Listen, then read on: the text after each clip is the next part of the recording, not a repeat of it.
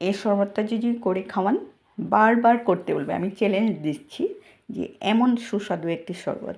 তার জন্য আমি কী করলাম, এই কাঁচা আমটা বাকলাটা ভালো মতো ধুয়ে পরিষ্কার করে নিলাম। আর কি করব, গ্রাইন্ড করে নেব। কেউ আম পান্না বানাতে অ্যাকচুয়ালি কী করে বয়েল করে তারপরে বানায়। আমি কিন্তু আজকে বয়েল টয়েলের কোনো ঝামেলা রাখবো না। আমি নিজের স্টাইলে আপনার কাঁচা আম দিয়ে কীভাবে বানানো যায় সেটাই দেখাবো। আর এ হলো পালস চকলেট। চকলেট তো আপনার কে চিনে না, আপনার ছোটো বড়ো যে কোনো ঘুমটি দোকানেও এই চকলেট পাওয়া যায়। সেই চকলেটটা কী করবেন, আপনি থেতো করে গুঁড়ো করে নেবেন। তাহলে কী হবে, আপনার আবার এক্সট্রা করে বাটার ঝামেলা থাকবে না। আর যেটা গ্রাইন্ড করে রাখলাম আমটা, সেটা ভালো মতো ছেঁকে নেবেন। শরবত বানাতে সবসময় একটু মিহি হলেই ভালো লাগে।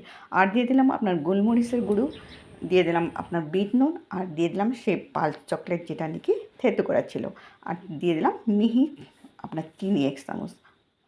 সত্যি বলতে বাহিরের কোকোকোলা, পেপসি যাই খান, এগুলো কিন্তু আমাদের শরীরের জন্য মুঠি ভালো নয়।